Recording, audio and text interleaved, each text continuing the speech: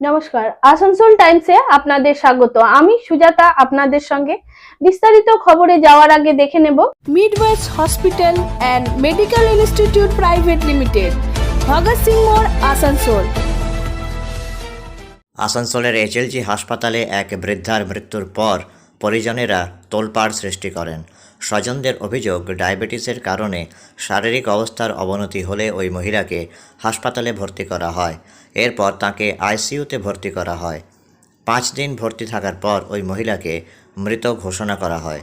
অন্যদিকে চিকিৎসকের সঙ্গে বারবার যোগাযোগ করলে জানা যায় তিনি কলকাতায় চলে গেছেন। কালকে সন্ধ্যেবেলায় খবর পাই যেখানে একজন মহিলা ভর্তি হয়েছিল। তো যেটা বাড়ির লোকের যেটা মানে অনুভব হচ্ছে কি, যে কারণ ওটা রং ট্রিটমেন্টে মারা গেছে। কারণ যেভাবে ডাক্তাররা ওদেরকে প্রতিশ্রুতি দেওয়া হয়েছিল যে পেশেন্ট সুস্থভাবে কিন্তু ফিরে যাবে, কিন্তু তার রেজাল্ট কিন্তু উল্টো হয়েছে। কিন্তু তারপর আমরা এখানকে ম্যানেজমেন্টের সাথে কথা বলি বা এখানকার যারা কর্তৃপক্ষ তাদের সাথে কথা বলি, তারা সেরকমভাবে কপারেট করছে না। আর এখনও কিন্তু ডাক্তার আসে না। ইতিমধ্যে আমরা থানায় ব্যাপারটা জানিয়েছি, থানার বড় হয়ে এসছে। এবার দেখি ওর দ্বারা যদি কোনো শুরু হয় তো ভালো, তাছাড়া পাবলিক তো একটার পর একটা আন্দোলন করেই যাবে। তো আপনারা কি চাইছেন এখন চাইছি যে অ্যাকচুয়ালি যিনি মারা গেছেন ডাক্তার তো সেটা খুলাসা করতে পারছেন না, যিনি কী কারণে মারা গেছেন সেই মানে সঠিক তথ্যটা আমাদেরকে তো জানাতে পারছে না। ওনাকে যার জন্য ডাক্তারকে আমরা কল করতে চাইছি যে আপনি এখানে আসুন, এসে পর বলুন যে অ্যাকচুয়ালি ব্যাপারটা কী হচ্ছিল। বাকি স্টেপটা পরে তখন জানা যাবে। তো ম্যানেজমেন্টকে এখনো পর্যন্ত কোনো আপনাদের সাথে কথাবার্তা না বলেনি? না না না না আমার সাথে কোনো রকম কোনো কথাবার্তা বলেনি। আমরা ওনাকে অনেকক্ষণ আগে এসেছি, আমি ডেকেও পাঠালাম, আমি থানাতেও ফোন করলাম যে আপনারা যত তাড়াতাড়ি সম্ভব ওদের ম্যানেজমেন্টকে ডেকে নিয়ে আসুন, আমরা কথা বলতে চাই। কিন্তু এখন পর্যন্ত তারা আমাদের কাছাকাছি হতে পারছে না। তার মানে কোথাও একটা নিশ্চয় ফল্ট আছে ওদের, যার জন্য আমাদের সম্মুখীন হতে তারা ভয় করছে। তো কি নিয়ে ভর্তি হয়েছিল? তার বিভিন্ন সাধারণ যেটা ম্যানুয়ালি কেস যেগুলো হয়, আপনার ওই হয়তো একটু সুগার বেড়েছিল, মানে এই যে সঙ্গে সঙ্গে যেসব সামান্য কিছু সেই ধরনের সুস্থ পেশেন্ট এখানে এসেছিল, কিন্তু তাকে আবার পরবর্তীকালে মৃত্যু বলে ঘোষণা করা হয়। তো যিনি মারা গেছেন ওনার নাম কি? ওর নাম কী নাম বাউরি একজন বটে, ওই আমাদের ফতেপুর থাকেন উনি। ওনার ছেলেও আছেন এখানে, 2 ছেলেও এসেছেন, ওদের পুরো পরিবার সমস্ত আছে, গার্জেনরা এসছে। কিন্তু ম্যানেজমেন্ট এখানে কোনো রকমভাবে কোনো কপারেট করছে। আপনার নাম? আমার নাম সমীর বাউরি, প্রগতিশীল বাড়ি সমাজ জেলা সভাপতি। दोस्त का मम्मी डेट कर गया, वो भी डॉक्टर के कारण। डॉक्टर बोला सब चीज़ नॉर्मल है, वो गलत इंजेक्शन लगा के यहाँ से कल से ही गायब हो गया है। हम लोग उसको बुलाने के प्रयास कर रहे हैं लेकिन वो आने को रेडी नहीं हो रहा है। और जब हम लोग यहाँ सब आए तो अभी पुलिस भी आया, तो पुलिस भी उन्हीं का सहयोग कर रहा है कि 2 आदमी बात करने के लिए जा सकते हैं, हम सार्वजनिक जगह पे बात नहीं कर रहेंगे। और हम लोगों को सबको अभी गेट से वहाँ से हटा दिया गया। हम लोग तो अभी मैनेजमेंट आप लोग से क्या बातचीत किया है? नहीं, कोई बात नहीं हुआ है। वो बात करने के लिए अभी तक रेडी नहीं है। और जो डॉक्टर है वो बोला कल कि हम 10 मिनट में आ रहे हैं, फिर बोला हम कोलकाता चले गए, 10 मिनट में वो यहाँ से कोलकाता पहुँच गया। पता नहीं कौन सा चार्टर प्लान है उसके पास, ये तो नहीं बता सकते क्योंकि पूरा लूट मचा हुआ है। तो काची का लेके भर्ती हुए थे? भर्ती हुआ था, सर में थोड़ा दर्द था और थोड़ा फीवर था, और उसी के लिए लाके यहाँ भर्ती किए थे। तो फिर शुगर वगैरह भी टेस्ट हुआ, टेस्ट होने के कारण बोला सब नॉर्मल है। और उसके बाद हम लोग गए, मेरा दोस्त जो है वो ड्यूटी करता था, तो वो आ गया। उसके बाद जो है वो गलत इंजेक्शन लगाया, एक 2500 का कोई इंजेक्शन था, वो लगाने के बाद जो है इनका मतलब देहांत हो गया। और वो तभी से जो है इंजेक्शन लगाया और वहाँ से वो निकल गया। और जब हम लोग बोलने लगे कि डॉक्टर साहब कहाँ हैं, तो बोला कि अभी आ रहा है, 10 मिनट में आ रहा है। तो फिर बोला हम कोलकाता पहुंच गया। 10 मिनट में कौन सा दादा कोलकाता, कौन सा ट्रेन है, कौन सा प्लेन है, कौन सा बस है जो कोलकाता पहुंच जाएगा। और यहाँ पे लूट मचा हुआ है, यहाँ तक कि बंगाल पुलिस हम लोगों के साथ, गरीब के साथ नहीं होकर, इस बड़े बड़े हॉस्पिटल वालों के साथ होकर हम लोगों को अभी गेट से धक्का मार कर बाहर निकाल दिया गया। तो अभी आप लोग क्या चाह रहे हैं? हम लोग चाह रहे हैं कि हम उन डॉक्टर से बैठ के बात करें कि आखिर क्यों आप ऐसा किए एक गरीब के साथ, जो वो अभी तक नहीं आ रहा है। जो डेट किया है उनका नाम? आदोरी बावरी। क्या नाम? आदोरी बावरी। आदोरी बावड़ी। और आपका नाम? मेरा नाम चुनचुन यादव है, हम झारखंड से। জামুরিয়া বিধানসভা অন্তর্গত বগড়াচটি এলাকায় আজ একটি নতুন টিএমসি পার্টি অফিসের উদ্ঘাটন করা হলো। এরই সাথে প্রয়াত টিএমসি নেতা দেবাশিস ঘটকের একটি মূর্তির উদ্ঘাটন করা হয়। রাজ্যের আইন ও শ্রমমন্ত্রী মলয় ঘটক এই কার্যালয়ের উদ্বোধন করেন। তার সাথে পাণ্ডবেশ্বরের বিধায়ক নরেন্দ্রনাথ চক্রবর্তী, জামুরিয়ার বিধায়ক হরেরাম সিং, আসানসোল পৌরসভা ডেপুটি মেয়র এবং পশ্চিম বর্ধমান জেলা আইএনটিটিইউসি সভাপতি অভিজিৎ ঘটক সহ আরও বহু টিএমসি নেতা এবং কর্মীরা উপস্থিত ছিলেন। আজকের এই সমাবেশে আমার মা ভাই বোনেরা, আজকে এই সাতগ্রামে একটি আইএনটিটিইউসির অফিস, তৃণমূল কংগ্রেসের অফিস, তৃণমূল ভবন উদ্বোধনের জন্য রাখা হয়েছে এবং সঙ্গে সঙ্গে দেবাশিস ঘটকের মূর্তি উন্মোচনের আয়োজন করা হয়েছে। দেবাশিস ঘটক ব্যক্তিগতভাবে আমার ভাই, তার সম্বন্ধে একটু আগেই বলেছে যে তৃণমূল কংগ্রেস প্রতিষ্ঠার পর থেকে আসানসোল শিল্পাঞ্চলে তৃণমূলকে প্রতিষ্ঠা করার জন্য যে মানুষটি নিরলস পরিশ্রম করে গেছেন এবং আমাদের নেত্রী মমতা বন্দ্যোপাধ্যায় যখন অনশন করছিলেন সিঙ্গুরে, ঠিক সেই সময়ে তিনিও অনশনরত ছিলেন এবং মিছিল করার সময় মিছিল করতে করতে হৃদরোগে আক্রান্ত হয়ে তিনি মারা গেছিলেন। তার স্মৃতিতে যে মূর্তি উন্মোচন যারা করছেন, আমি তাদের প্রতি কৃতজ্ঞ, তাদেরকে ধন্যবাদ জানাই।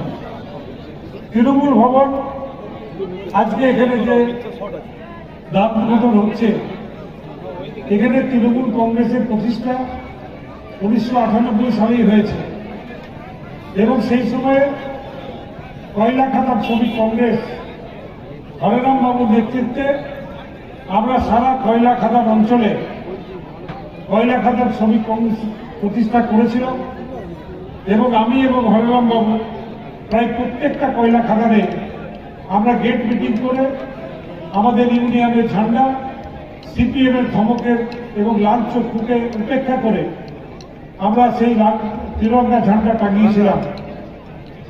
যে কয়লা খাদান 100 সভাপতি এবং আসানসোলের ডেপুটি মেয়র তথা লড়াকু নেতা ভাই অভিজিৎ ঘটক আছেন, জেলা পরিষদের সম্মানীয় সভাধিপতি সুভদ্রা বৌদি আছেন, প্রভাত দাস সহ এখানকার ব্লক সভাপতি ভাই রানা অধিকারী এবং এই অনুষ্ঠানের অন্যতম সঞ্চালক, অন্যতম ব্যবস্থাপক রাজু মাঝি এবং আমাদের কয়লা খাদান শ্রমিক কংগ্রেসের অন্যতম স্তম্ভ লড়াকু নেতা, শ্রমিক নেতা সর্দার তারকেশ্বর সিং মহাশয়, এছাড়াও মঞ্চে বিশ্বনাথ দাস সহ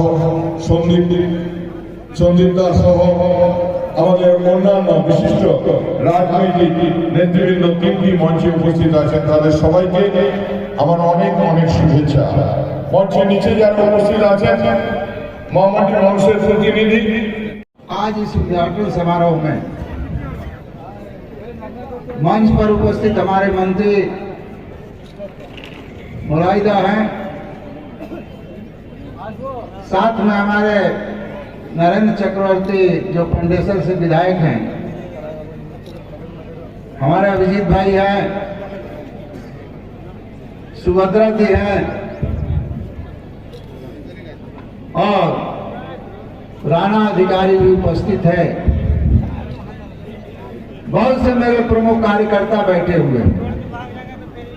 दाहिने बगल ट्रेड यूनियन से संबंधित जितने सेक्रेटरी प्रेसिडेंट हैं वो बैठे हैं और बाएं बगल स्टेज पर काउंसलर और वार्ड प्रेसिडेंट बैठे हुए।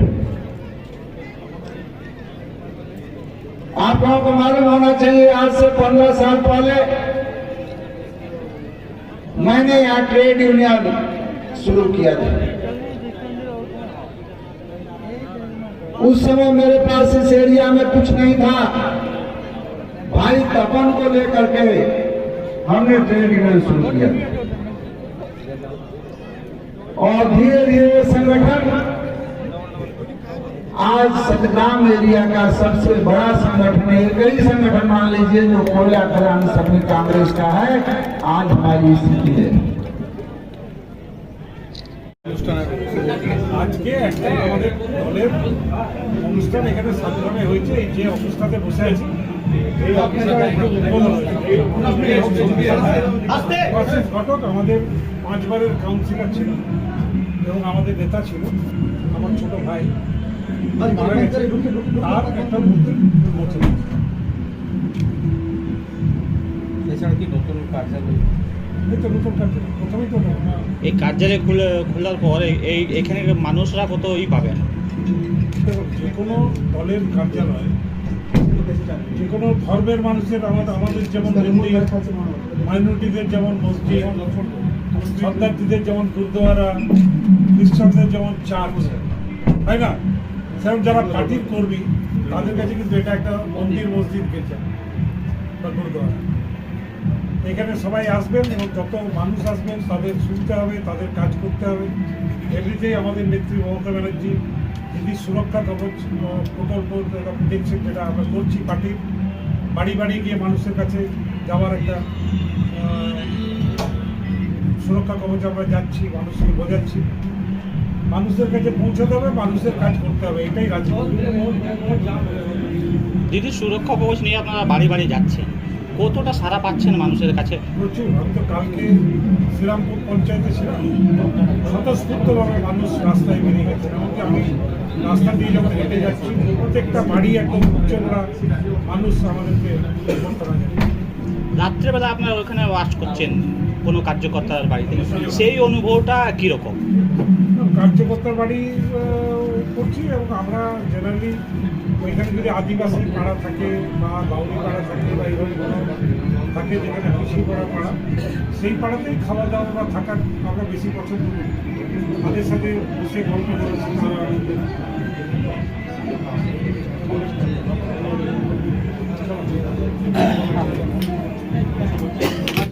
আজ আসানসোলের ইসমাইল এলাকায় অবস্থিত বিদ্যাসাগর ময়দানে আমরা সবাই ক্লাবের পক্ষ থেকে একটি একদিবসীয় মহিলা ফুটবল প্রতিযোগিতা আয়োজন করা হলো। আসানসোল উত্তরের বিধায়ক এবং মন্ত্রী মলয় ঘটক এই প্রতিযোগিতায় উদ্ঘাটন করেন। এখানে আসানসোল পৌরসভার চেয়ারম্যান অমরনাথ চ্যাটার্জি, MMIC গুরুদাস চ্যাটার্জি এবং স্থানীয় 84 নম্বর ওয়ার্ডের কাউন্সিলর ডক্টর দেবাশিস সরকার উপস্থিত ছিলেন। এই প্রতিযোগিতার আয়োজনে ডক্টর দেবাশিস সরকার অত্যন্ত গুরুত্বপূর্ণ ভূমিকা পালন করেন। এই প্রতিযোগিতায় আসানসোল এবং আশেপাশে অঞ্চলের 8টি মহিলা ফুটবল টিম অংশ নিয়েছে। নমস্কার, আমরা এই মুহূর্তে এখানে ইসমাইলের এই বিদ্যাসাগর ময়দানে এই মুহূর্তে আমরা এখানে আছি এবং এখানে আজকে একটি একদিবসীয় মহিলা ফুটবল প্রতিযোগিতার আয়োজন করা হয়েছে। আপনারা দেখতে পাচ্ছেন আমাদের সাথে এই মুহূর্তে আসানসোল পৌরসভার কাউন্সিলর শ্রী দেবাশিস সরকার, ডক্টর দেবাশিস সরকার মহাশয় উপস্থিত আছেন। আমরা সবাই ক্লাবের পক্ষ থেকে এই প্রতিযোগিতার আয়োজন করা হয়েছে এবং যেহেতু ডক্টর সরকার এই ক্লাবের সাথে অঙ্গাঙ্গিভাবে জড়িত, তাই তাঁরও ক্লাবের সদস্য এবং ওয়ার্ড কাউন্সিলর হিসেবে তার এই প্রতিযোগিতার আয়োজনে গুরুত্বপূর্ণ ভূমিকা আছে।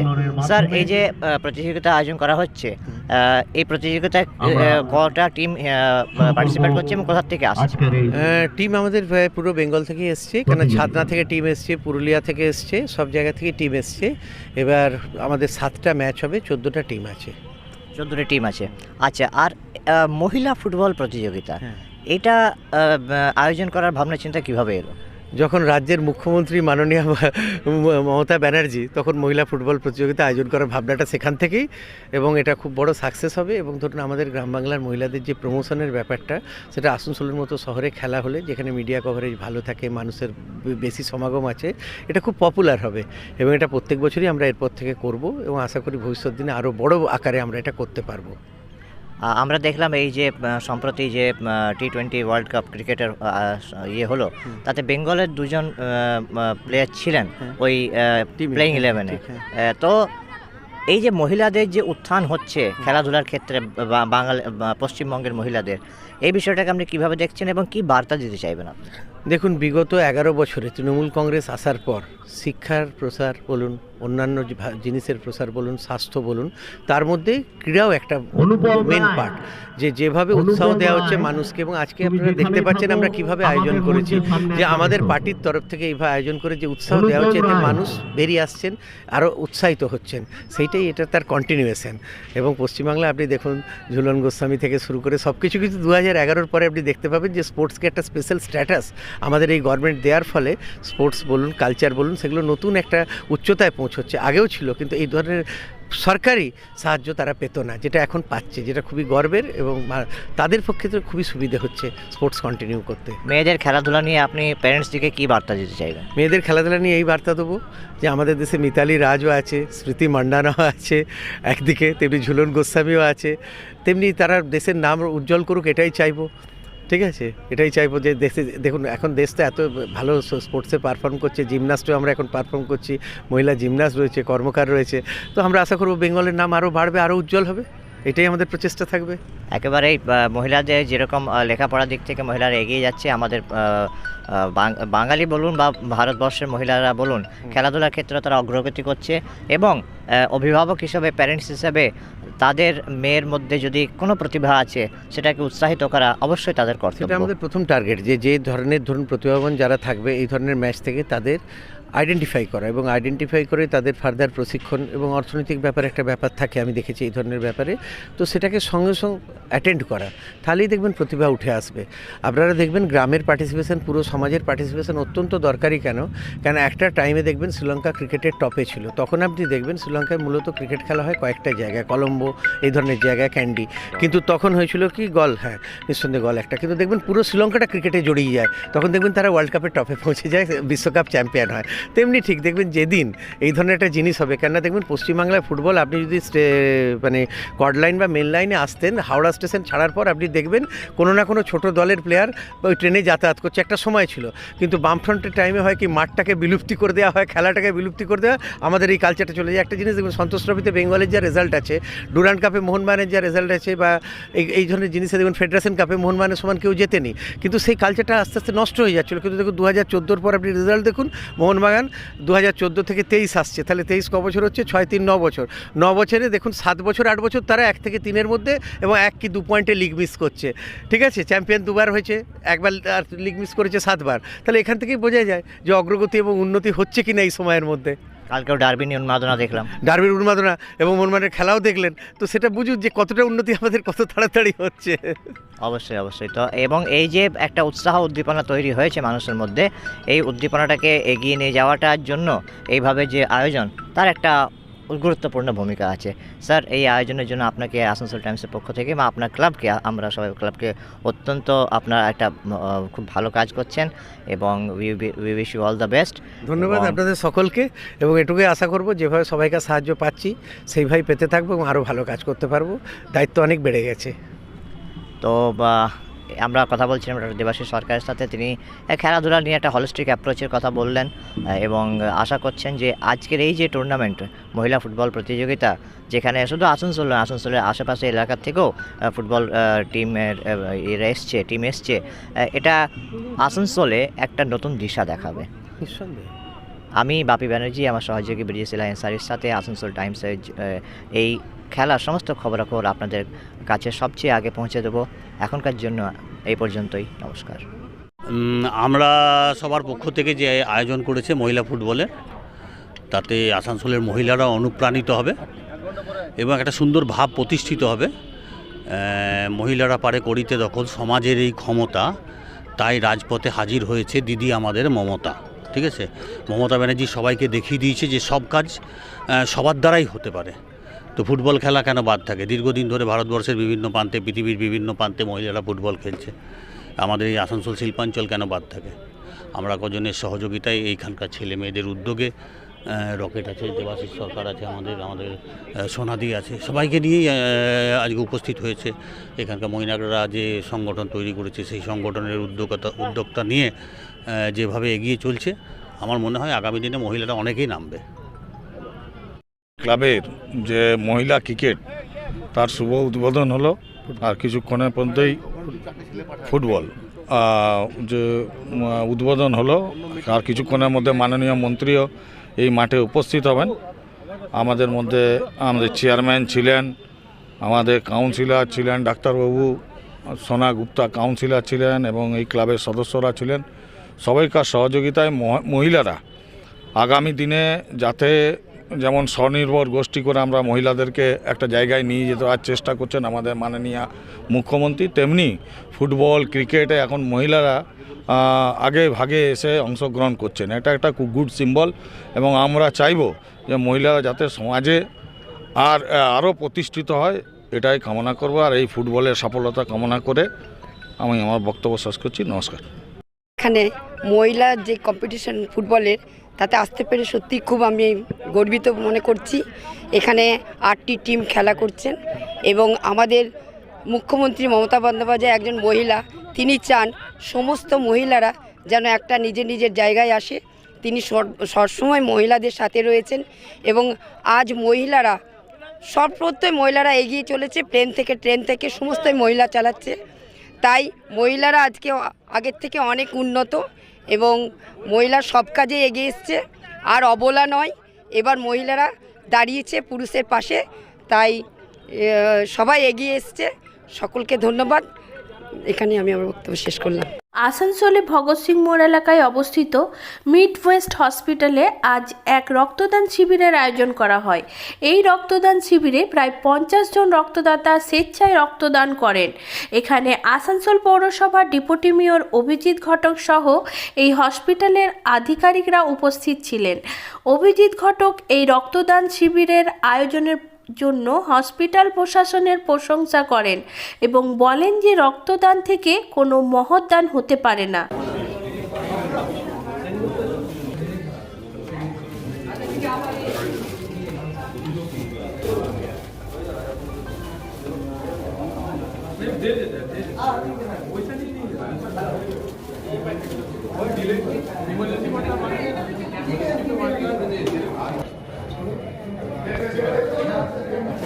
कैसा लग रहा है अब बताइए थोड़ा।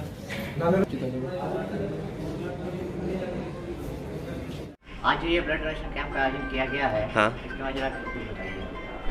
ब्लड डोनेशन कैंप हम लोग का सक्सेसफुल गया। सारे लोग अच्छे से ब्लड दिए और अच्छा होता है ब्लड देना, सेहत के लिए भी अच्छा होता है, हर चीज़ अच्छा होता है हम लोग के लिए। यहाँ कितने यूनिट रक्त संग्रह किया, कितने यूनिट ब्लड कलेक्शन हुआ आज? 40 यूनिट्स अभी हुआ अभी तक और अभी होने का संभावना है। 50 तक का टारगेट रखे हैं, 50-60 तक का। यहाँ पे कौन उपस्थित थे? यहाँ पे हमारे सारे जीएम सर है, हमारे डायरेक्टर सर है और सारे हमारे स्टाफ है। और अभी हाल ही फिलहाल में अभिषेक घटक जी आए थे, अभिजीत घटक जी आए थे, वो लोग भी हमारे साथ थे। आपका नाम और परिचय? मेरा नाम फ़हाम शमीम हुआ, मैं यहाँ का फ्लोर मैनेजर हूँ। ये आज এখানে ব্লাড ডোনেশন ক্যাম্প আয়োজন হচ্ছে, দেখুন, এটা একটা প্রাইভেট হসপিটাল এবং প্রাইভেট হসপিটালে সচরাচর ব্লাড ডোনেশন ক্যাম্প আমরা দেখতে পাই না। আজকে আমরা এসেছিলাম, আমাদেরকে এখানে আমন্ত্রণ জানানো হয় ক্যাম্পে, এবং দেখলাম যে এখানকার যারা স্টাফ রয়েছে, যারা হসপিটালে কাজ করেন, তারাও এগিয়ে এসছেন ব্লাড ডোনেশন করার জন্য। তো এইভাবে সাধারণ মানুষ যদি রক্তদান করেন তাহলে কিন্তু আসানসোল, যেহেতু এখানে রক্তের প্রচুর চাহিদা আছে, কারণ আমাদের পার্শ্ববর্তী রাজ্য থেকেও এখানে পেশেন্টরা ট্রিটমেন্টের জন্য আসেন জেলা হাসপাতালে, তাই এখানে রক্তের চাহিদা অনেক আছে। এই রক্তের চাহিদা মেটাতে গেলে কিন্তু সবাইকে এগিয়ে আসতে হবে, রক্তদান করতে হবে, এবং রক্তদান করলে আগামী দিনে এই অঞ্চলে কোনো রক্তের অভাব আমরা দেখতে পাবো না। Hillview Hospital, a multi-speciality hospital with ICU and dialysis unit. Hillview Hospital में orthopaedic, neurosurgeon, general physician, oncologist, child specialist, gynaecologist, homeopathy सहित 15 विभागों के विशेषज्ञ चिकित्सकों द्वारा मरीजों का इलाज किया जाता है। हमारे यहाँ आपको मिलेगी कैशलेस इलाज की सुविधा। इसके अलावा अत्याधुनिक ICU, NICU, dialysis unit, trauma care सहित हर वो सुविधा मिलेगी जो हिलव्यू को बनाती है सही मायनों में एक मल्टी स्पेशलिटी हॉस्पिटल। हमारे यहाँ स्वास्थ्य साथी कार्ड पर भी इलाज उपलब्ध है। हिलव्यू हॉस्पिटल, हमारा पता SB Gorai road, near Asansol court, Sripally Kalibari, Indian oil petrol pump के विपरीत। Mobile number 9046007833, 9046007834।